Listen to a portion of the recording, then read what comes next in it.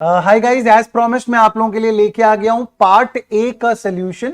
I would first of all like to thank my team जिन्होंने in the meanwhile ये questions को type कर दिया है, तो हमारे लिए स्क्रॉल करना आसान हो जाएगा। और प्लस मैं ये शीट वहां पे अटैच भी कर दूंगा, आप लोग डिस्क्रिप्शन में इस शीट को डाउनलोड भी कर पाएंगे, तो फ्यूचर रेफरेंस के लिए भी आपके लिए इजी हो जाएगा। आइए स्टार्ट करते हैं। Deva being a person of Indian origin came to India on 5th June 2022 and remained in India till 31st March 2023। अब ये क्वेश्चन कई लोगों के दिमाग में परेशानी पैदा कर सकता है, बिकॉज भाई फॉरेन इनकम के अलावा जो इनकम थी वो 15 लाख से ज्यादा थी, और ऐसे नए प्रोविजन आए हुए थे जो थोड़े कंफ्यूजिंग हो सकते थे। बट अगर आप इस क्वेश्चन को बहुत ही सिंपली ऑब्जर्व करो बच्चों, वो सारे जो भी कंडीशन है ना 15 लाख वाला, वो सब कुछ 120 डेज और 182 डेज से बीच के लिए होता है। अगर कोई व्यक्ति ऐसा है जो प्रीवियस ईयर के दौरान यानी कि 5th जून से लेके 31st मार्च 2023 जो कि उनका स्टे रहा है 2022-23 में, अगर वो पीरियड ऑलरेडी 182 डेज से ज्यादा है, फिर ये सब कुछ आपको सोचना ही नहीं है।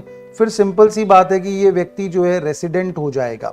अब अगर वो रेसिडेंट हो जाता है तो मुझे ये देखना है कि क्या वो 6 की दोनों कंडीशंस फुलफिल करता है कि मैं उसे रेसिडेंट एंड ऑर्डिनरीली रेसिडेंट कह सकूं। तो बहुत बार ये क्वेश्चन पूछा गया है कि कोई व्यक्ति अगर 100 दिन हर बार आता है तो उसे रेसिडेंट माना जाएगा क्या? तो उसका आंसर बहुत सिंपल होता है कि अगर वो 100 दिन हर साल आता है तो 7 सालों में उसका स्टे जो है वो 700 दिन का होगा, 7 yippee के अंदर। yippee यानी कि years immediately preceding the previous year. Because वो 730 डेज नहीं हो पाएगा तो आप इजीली समझ सकते हैं कि 6 की कंडीशन सेटिस्फाई नहीं होगी। Therefore answer is resident but not ordinarily resident. Moving ahead, Sanathanam is an employee, is employed as general manager of Great Limited. Employer gave the motor car for official use। बच्चों इसके बाद कुछ और पढ़ने की क्या जरूरत है? अगर कोई चीज ऑफिशियल यूज के लिए दी गई, और एक बार नहीं, क्वेश्चन में 2 बार बताया है, used exclusively for official purpose, correct answer will be nil। I feel sorry for students जिन्होंने यहां पे छोटी गाड़ी, बड़ी गाड़ी और पर मंथ का अमाउंट ऐड किया। आगे चलते हैं। Action company acquired a know-how on 10th November 2022 for rupees 5 lakh। How much is the amount of depreciation allowable? तो जो भी अपना नो हाउ या इस तरह की चीजें होती है उसके ऊपर डेप्रिसिएशन का रेट 25% होता है। क्योंकि यहां पे चीज को 10th नवंबर 2022 को लाया गया है तो ऑब्वियसली वो 180 डेज से कम हो जाएगा। Therefore half year depreciation consider करेंगे तो 5 लाख का 25% वुड हैव बीन 125 और उसका आधा हो जाएगा 62,500। So correct answer is going to be 62,500। Moving ahead, Rakesh sold his residential building for 300 lakh and the index cost of acquisition of the building was 120 lakh। यानी कि मैं ये बोल सकता हूं कि इसे कैपिटल गेन्स या LTCG मान लेते हैं। कितने का हुआ है? इसे 1.8 करोड़ का कैपिटल गेन का फायदा हुआ है। He acquired a residential building for 110 lakh at Pune and another residential building for 90 lakhs at Jaipur। Subsequently, how much is the amount eligible for exemption? यहां पे आपको याद ये करना था कि अगर सीजी की अमाउंट 2 करोड़ रुपए को एक्सीड नहीं करती है तो आप एलिजिबल हैं 2 हाउसेज में इन्वेस्ट करने के लिए। हालांकि ये जीवन में सिर्फ एक बार इस्तेमाल किया जा सकता है। यहां कुछ बोला नहीं गया है तो हम मान लेंगे, बेनिफिट ऑफ डाउट दे देंगे एसएससी को कि वो जीवन में पहली बार यूज कर रहा है। और क्योंकि सीजी की अमाउंट 1.8 करोड़ है यानी कि 2 करोड़ को एक्सीड नहीं करती है तो दोनों घरों को कंसिडर कर लिया जाएगा। अब अगर आप दोनों घर को कंसिडर करते हैं तो फिर अब आपका आंसर होगा सीजी और amount invested which ever is lower. CG आपका 1.8 करोड़ है, अमाउंट इन्वेस्टेड आपका 2 करोड़ है। करेक्ट आंसर हो जाएगा 1.8 crore. Govind the resident individual following income salary 5,60,000, loss from house property 60,000 का है, loss from house property self occupied 180 lakhs का, यानी कि 2.4 lakhs का हाउस प्रॉपर्टी में लॉस है। लेकिन आपको पता है कि जब आप इंटर हेड सेट ऑफ करते हैं तो आप मैक्सिमम हाउस प्रॉपर्टी का 2 लाख रुपए तक का ही लॉस सेट ऑफ कर सकते हैं, एंड बाय दैट वर्च्यू आप सिर्फ 2 लाख सेट ऑफ कर पाओगे। तो आपके पास में एक इनकम है 5.60 lakhs की और एक इनकम है 8.60 सॉरी 8 lakhs की, तो टोटल ये 13.6 होता है, जिसमें से आप 2 लाख एडजस्ट कर लोगे, सेट ऑफ कर लोगे, तो आपका करेक्ट आंसर हो जाएगा 11,60,000। Moving ahead, Ravi is employed in A Zone Limited as marketing manager at Chennai during the financial year. इतना is basic pay and DA was amounting to 15,40,000. उनको 3 लाख रुपए का HRA मिला है। टिपिकल HRA का सबसे सिंपल जो सम होता है वैसा दिया हुआ है।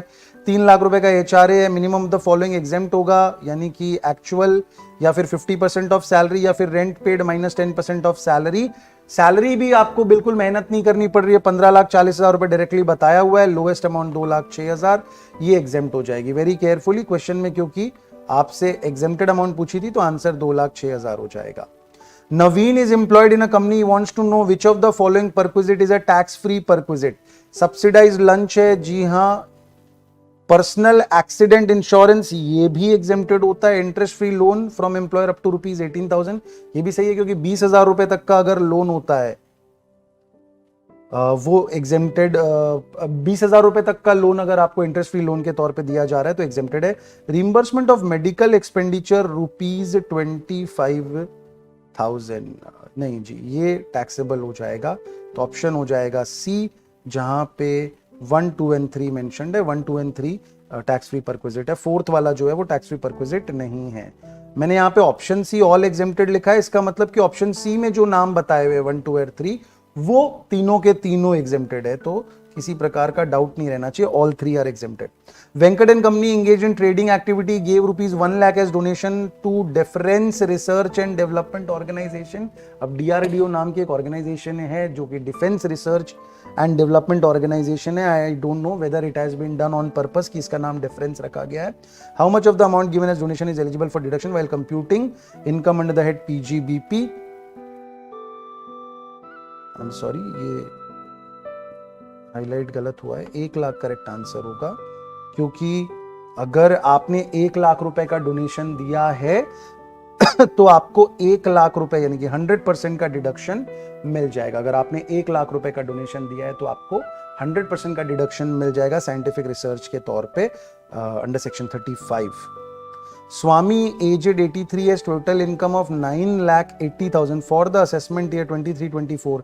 He has opted for section 115 BAC of the Income Tax Act. How much is his income tax liability for assessment year 23-24?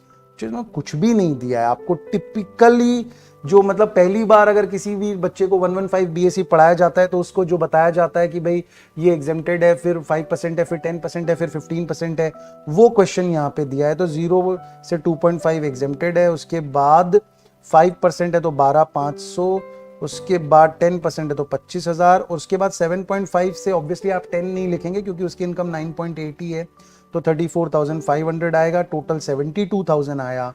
इसमें जब आप 4% का सेस जोड़ेंगे तो 74,880 आपका आंसर आ जाएगा। Anish is employed in global limited, which of the following allowances are eligible for exemption when he has opted for 115 BAC।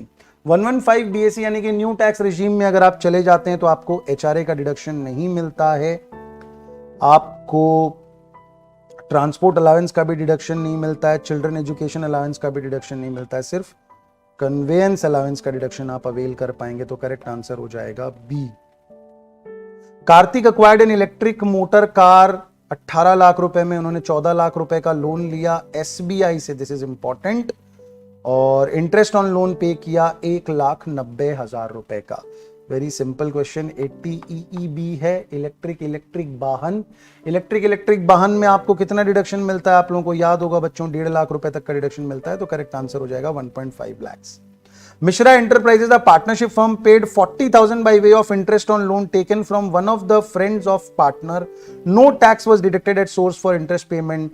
How much of interest expenditure is liable for disallowance? हमें पता है कि अगर एक नॉन रेसिडेंट को या फिर outside India payment किया जाता है तो 100% डिसअलाउड हो जाता है, लेकिन अगर इंडिया के अंदर का पेमेंट है तो फिर 30% डिसअलाउड होता है। इन दिस केस 30% 12,000 रुपए डिसअलाउड हो जाएगा।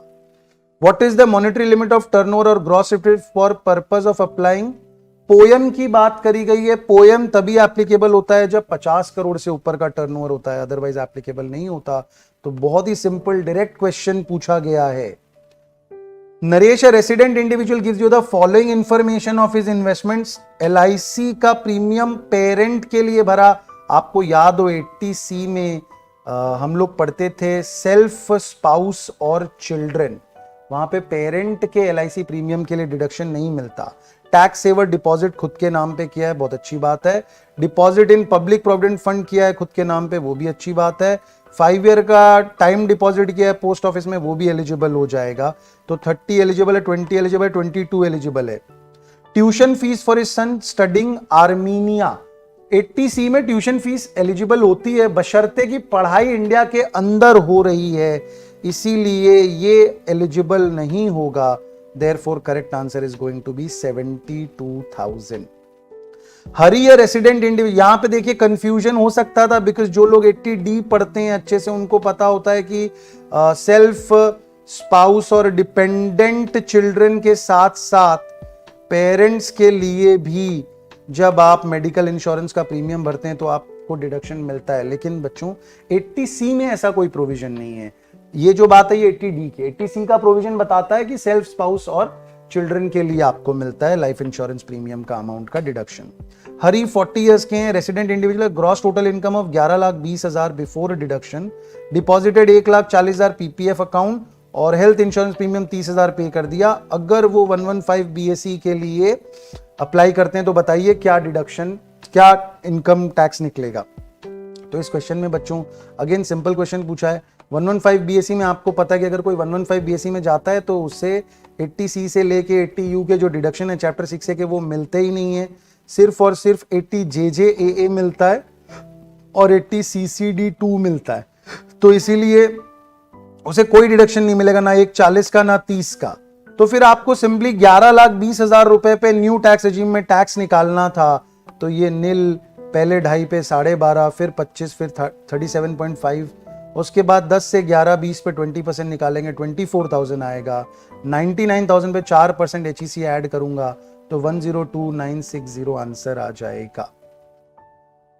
बच्चों मैंने ना एग्जाम से एक दिन पहले एक QRS अपलोड किया था हमारे इंस्टाग्राम पेज पे, यूट्यूब पे, और अगर कोई बच्चा सिर्फ उस QRS की चीज को भी अच्छे से पढ़ के जाता तो इजीली इस पेपर में 60 नंबर स्कोर कर सकता था। On 10th April, Gokani, a practicing company secretary, gave 10 lakh as gift to his wife Chandra, a homemaker. On 20th August, Chandra ने बिजनेस शुरू कर दिया और 2,30,000 रुपए की कमाई हो गई। नॉर्मली इस तरीके से हम जब भी क्लास में प्रैक्टिस करते थे तो थोड़ा कॉम्प्लिकेटेड होता था कि कुछ पैसा उसका होता था, कुछ पैसा हस्बैंड से मिलता था, तो फिर आप प्रोपोर्शनेट इनकम को क्लब किया करते थे। और उसमें भी ज्यादा कॉम्प्लिकेटेड सम्स वो होते थे जब सेकेंड ईयर, थर्ड ईयर की इनकम का क्लबिंग किया जाता था, तो पुराने प्रॉफिट्स को भी एज कैपिटल कंसिडर किया था। बट यहाँ पे इतना कुछ भी कॉम्प्लिकेटेड नहीं है क्योंकि सारा पैसा हस्बैंड ने दिया है। तो जब आप डे 1 लोगे प्रीवियस ईयर का, तो डे 1 एक नए बिजनेस अगर शुरू करते हैं, अज्यूमिंग की वाइफ की और कोई इनकम थी नहीं, तो उनका previous year will begin on the first day on which the business is commenced. Therefore पूरा का पूरा ही इनकम क्लब कर दिया जाएगा। A charitable trust registered under section 12AA as a voluntary contribution of rupees 46 lakh. It paid rent of 40,000 per month for 7 months. अब day cash लिखा हुआ है, आई एम अज्यूमिंग, और वैसा ही होना चाहिए कि क्वेश्चन की लैंग्वेज ऐसी रखी गई थी कि इन अ डे इन कैश, एक ही दिन में आप 40,000 रुपए का अमाउंट कैश में पे कर रहे हो तो आपको ये अलाउ नहीं होगा, इससे कंसिडर नहीं किया जाएगा कि आपने अप्लाई किया है।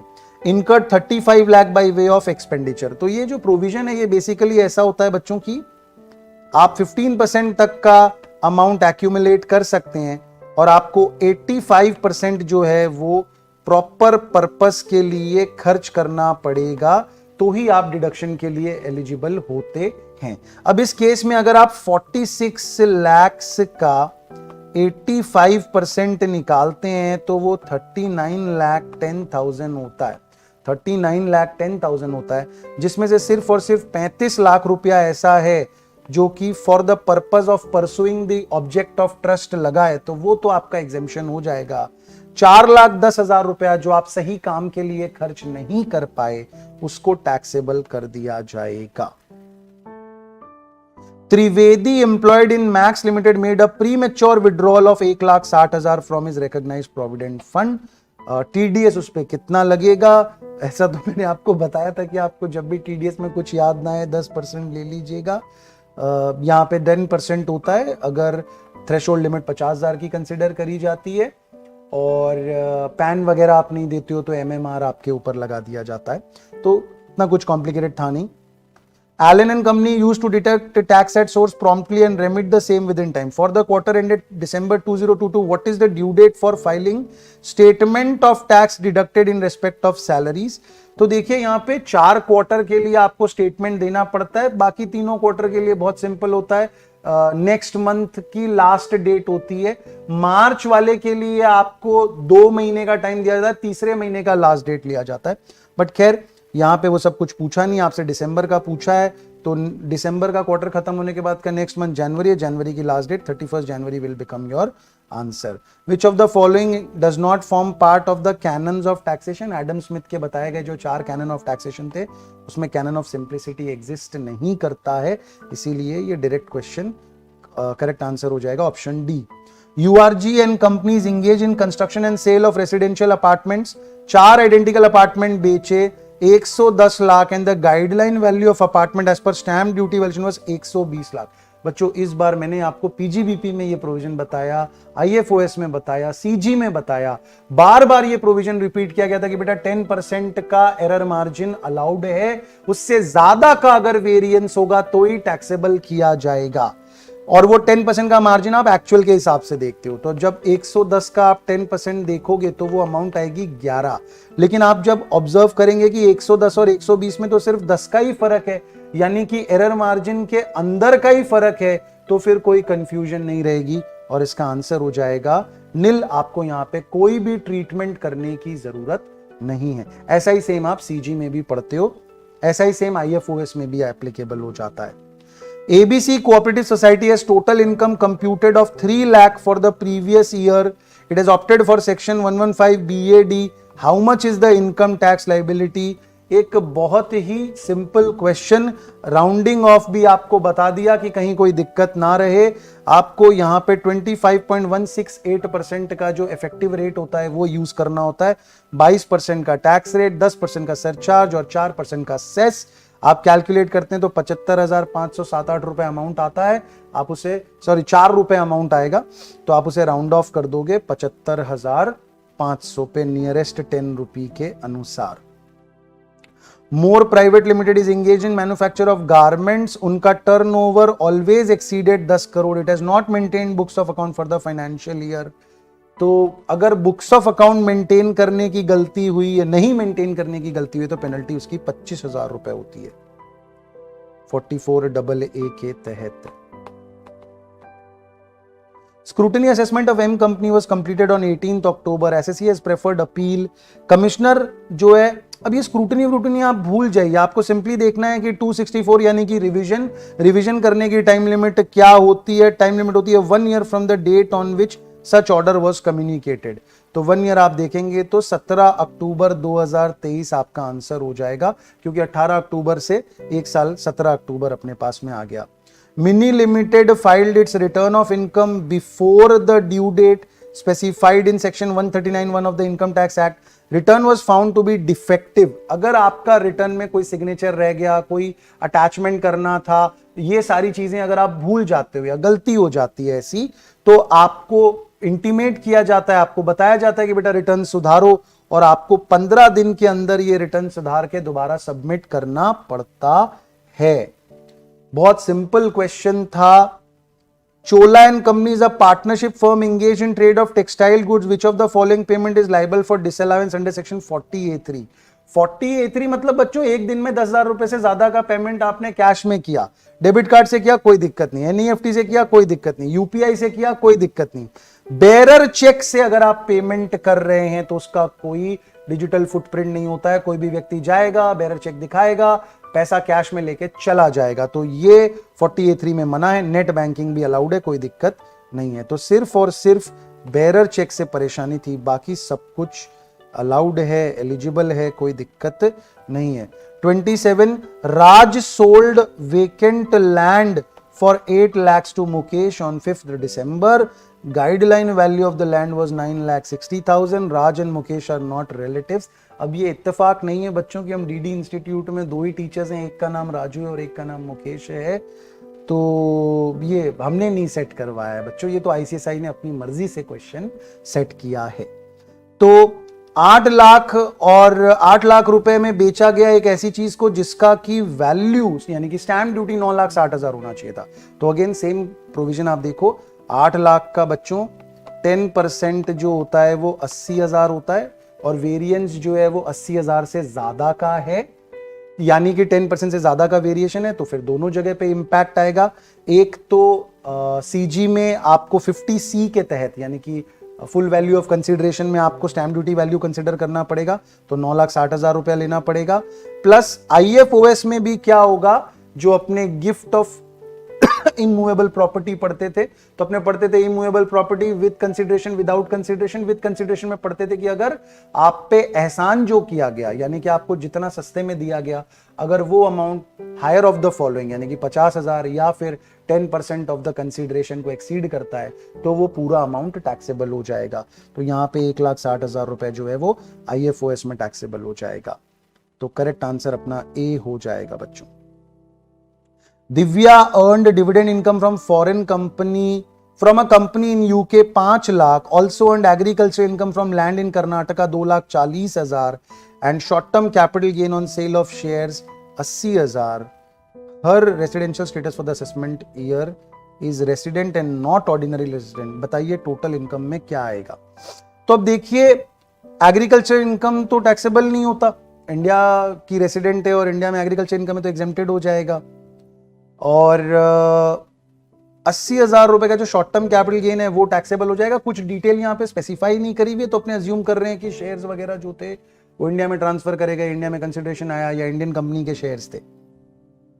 अब सवाल एक है कि फॉरेन कंपनी का डिविडेंड इनकम है, this is a little confusing, but अगर आप लैंग्वेज को देखें तो लिखा है Divya earned dividend income from a company, कहीं पे भी रिसीव्ड वर्ड यूज नहीं किया गया है।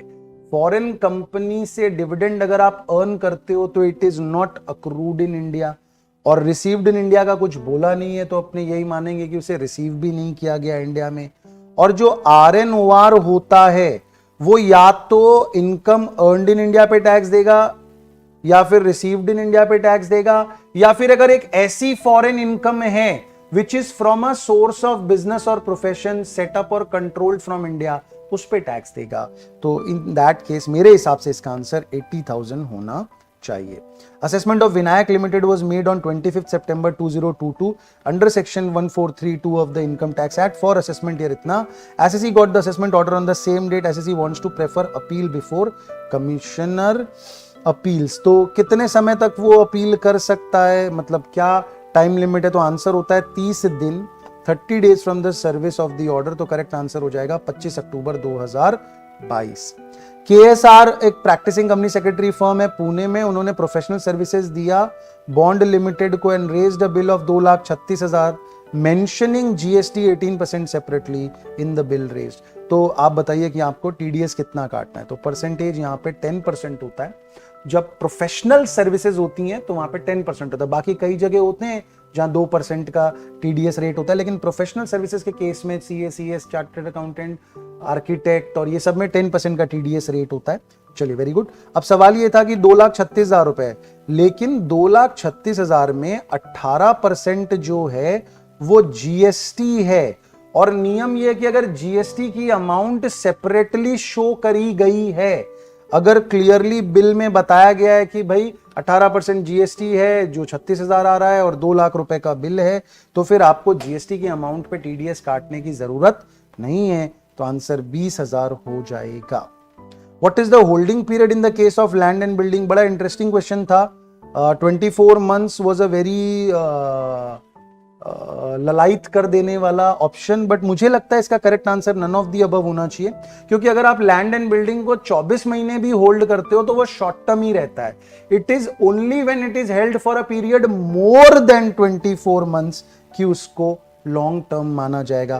क्वेश्चन था what is the holding period in case of land and building for the purpose of classifying the same as long term capital asset. तो long term capital asset तो उसे तब माना जाएगा जब उसे 24 महीने से ज्यादा होल्ड किया जाए.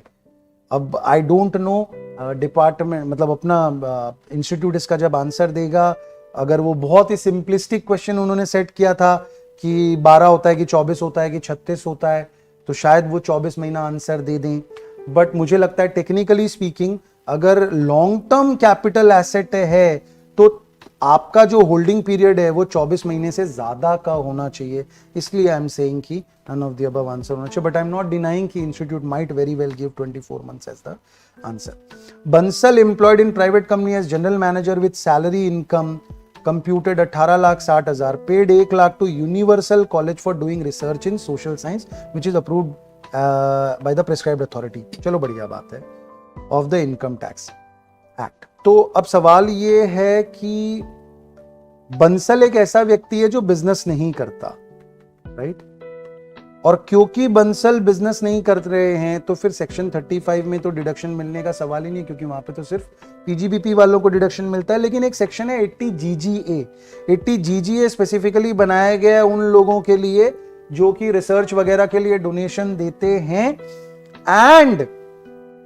एंड वहां पे उनके पास पीजीबीपी की इनकम नहीं होती है. तो इन दैट केस मुझे लगता है इसका आंसर सी होगा, assuming donation is made by formal banking channel, क्योंकि अगर कैश में दिया होता इतना बड़ा अमाउंट तो आपको डिडक्शन नहीं मिलता. शंकर लेट आउट, और क्योंकि क्वेश्चन में आपको ये नहीं पूछा है कि 35 के तहत कितना डिडक्शन मिलेगा, क्वेश्चन में आपको पूछा है कि भाई कितना डिडक्शन मिलेगा while computing is total income, तो फिर वो तो मेरे को चैप्टर 6 का डिडक्शन भी मैं कंसिडर कर ही सकता हूं. Shankar let out a property on rent up to 30th June 19, उसके बाद बेच दिया. टेनेंट ने कुछ महीने का रेंट नहीं दिया था और 2023 में जाके कोर्ट का ऑर्डर की वजह से वो रेंट रिकवर हो जाता है.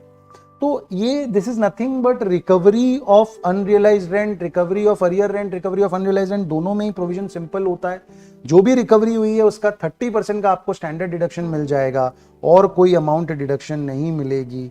तो अरियर रेंट हो या फिर आपका अनरियलाइज्ड रेंट हो, दोनों का ट्रीटमेंट यही होता है, 30% स्टैंडर्ड डिडक्शन लीजिए और बाकी टैक्सेबल कर दीजिए. तो 340 मिला है, 238 टैक्सेबल हो जाएगा after deduction of 30%. ABC private limited filed its return of income for assessment year 22-23 on 15 November, declaring total income of 2,10,000. What is the time limit for issue of notice for scrutiny assessment under section 143(2) of the Income Tax Act? 3 महीने का time होता है from the end of the year in which return is filed. From the end of the year in which return is filed. तो return आपने कब भरा है? आपने रिटर्न भरा है 15 नवंबर को, तो 2022 यानी कि ये 22-23 का साल है, तो ये 31 मार्च को खत्म होगा. उसके 3 महीने खत्म होंगे अप्रैल में, जून में, तो जून का last date 30th June will be considered as the last date. देखिए ये कुछ क्वेश्चंस हैं जो 5 हेड्स के बाहर के जगह से आते हैं, 5 हेड्स रिडक्शन और के बाहर से आते हैं, बट इनके लिए आपको बहुत परेशान नहीं होना चाहिए. अगर ऐसे 1-2 क्वेश्चन छूट भी जाते तो कोई दिक्कत नहीं है. कन्वेंशनल ट्रेडिशनल क्वेश्चंस बहुत सारे इस पेपर में दिए हुए थे जो कि मैंने क्विक रिवीजन शीट में बताए थे. अगर उनको अपने पढ़ के आते तो कोई दिक्कत नहीं थी. ऐसे इक्के दुक्के क्वेश्चन छूट भी जाए तो कोई प्रॉब्लम नहीं होती. Preeti employed in a public sector bank, parked her savings in listed equity share of Indian companies besides borrowing for the purpose of investment in those shares. For the year ended उनको dividend income मिली है 4 लाख की and interest payable है 1,70,000 का. तो आपको पता है कि अगर IFOS में आप डिविडेंड इनकम को टैक्सेबल दिखाते हैं तो आपको सिर्फ एक ही डिडक्शन मिलता है, वो है इंटरेस्ट ऑन लोन. और उसमें भी एक नियम होता है कि वो मैक्सिमम हो सकता है 20% ऑफ सच इनकम. यानी कि 4 लाख रुपए मुझे मिला था, भले ही मैंने 1,70,000 रुपए का इंटरेस्ट ऑन लोन भरा है, बट मैक्सिमम मुझे 4 लाख का 20% 80,000 रुपए ही अलाउड होगा, और 4 लाख का आई एम सो सॉरी 380 नहीं 320 होगा ये। तो 4 लाख का 20% 80,000 है, 80,000 लेस कर दीजिए, 3,20,000 करेक्ट आंसर आ जाएगा। Chetan company private limited commenced a new unit for manufacture of its products.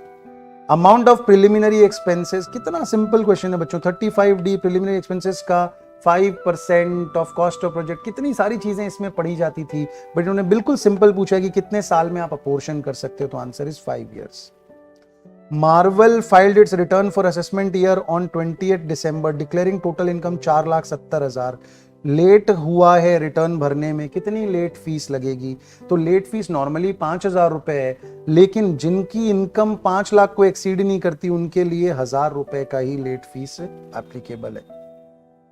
Menon is engage in growing and manufacturing rubber in Kerala. Now again if you look at this question, आपसे पूछ रहे हैं कि 65-35 होता है क्या? तो आपको पता है रबर के केस में 65-35 होगा, 35 बीइंग नॉन एग्रो इनकम, तो 2,94,000 is the correct answer. Siddharth 50 years के हैं, उन्होंने क्रेडिट कार्ड के थ्रू हेल्थ इंश्योरेंस पे किया खुद का और वाइफ का, और 70,000 रुपए खर्च करे मेडिकल ट्रीटमेंट फॉर मदर जिनके पास इंश्योरेंस की पॉलिसी नहीं थी, 23,000 towards insurance of his father bye account पे ही चेक। तो 80D का क्वेश्चन है। मैंने आपको जो क्विक रिवीजन शीट दी उसमें सिर्फ देखिएगा मैंने आपको डिडक्शन में कौन कौन से सेक्शन पढ़ने को कहे थे और उसके बाहर का कोई डिडक्शन का सेक्शन आया है क्या। 80D के बारे में अगर अपने बात करें तो सेल्फ स्पाउस और डिपेंडेंट चिल्ड्रन बोला जाता है एक सेट में, और दूसरी तरफ पेरेंट्स को कंसिडर करते हैं। यहां पे भी 25-50 की लिमिट होती है, यहां पे भी 25-50 की लिमिट होती है। इसमें सिर्फ 20,000 का ही पेमेंट है, तो यहां पे 20K आ जाएगा। और यहां पे पेरेंट्स के केस में एक्चुअली देखा जाए तो 70 + 23 93 का खर्चा है, लेकिन आपको पता है कि आपको मैक्सिमम 50 का ही डिडक्शन मिल सकता है, इसीलिए 70,000 हो जाएगा। ठीक है, 43 नहीं कंसिडर किया जाएगा क्योंकि आपको पता है 80D में अगर कोई ऐसा सीनियर सिटीजन है जिसके पास में कोई मेडिक्लेम की पॉलिसी नहीं है तो उसके ट्रीटमेंट पे होने वाले खर्चे को भी आप 80D में क्लेम कर सकते हैं as a deduction. Pankaj received on the occasion of marriage पे कोई भी गिफ्ट मिले एग्जेम्प्टेड होता है, पढ़ने की जरूरत ही नहीं किसने दिया। 1,80,000 by way of gift from office colleagues. Office colleagues अगर गिफ्ट दे रहे हैं, कोई भी रिलेटिव है नहीं, और 1,80,000 की अमाउंट है तो ऑब्वियसली पूरा टैक्सेबल हो जाएगा। Also received a vacant site यानी कि इमूवेबल प्रॉपर्टी मिली है जिसकी स्टैम्प ड्यूटी वैल्यू 70,000 है, तो 50,000 से ज्यादा है। From his grand father on his birthday being 22 अक्टूबर 2022। तो आई एम सॉरी, ये यहाँ पे गलत लिखा हुआ है। Answer will be 1,80,000। क्यों 1,80,000 होगा बच्चों? क्योंकि आपको पता है कि गिफ्ट अगर आपको आपके रिलेटिव से मिलता है तो एग्जेम्प्टेड होता है, फिर वो चाहे बर्थडे में मिले चाहे कभी भी मिले। और ग्रैंडफादर जो होते हैं वो ऑब्वियसली दादाजी, उनके रिश्ते का एक नाम है, और आपको पता है हर वो रिश्ता जिसका नाम है वो एग्जेम्प्टेड की कैटेगरी में आ जाता है। तो करेक्ट आंसर होगा बेटा 1,80,000। 1,80,000 will be the correct answer. Rainbow Private Limited is engaged in manufacturing of pesticide, was incorporated on 1/3/2020. It has opted for section 115 BAB of income tax. Total income for previous year 22-23 was 12 crore. What is the rate of surcharge? तो बच्चों आपको पता है कि new tax regime में जो ये concessional rate of tax आया है कंपनीज के लिए, उसका सिंपल नियम यही है कि उस पे सरचार्ज जो है वो 10% की रेट पे एप्लीकेबल होगा इररेस्पेक्टिव ऑफ इनकम। आपकी इनकम एक्चुअली क्या है उससे कोई फर्क ही नहीं पड़ता है। एक्सएन कंपनी पार्टनरशिप फर्म हुआ एडजस्टेड टोटल इनकम 28 लाख 115 जेसी के तहत बताइए क्या टैक्स लाइबिलिटी आएगी। तो 115 जेसी इज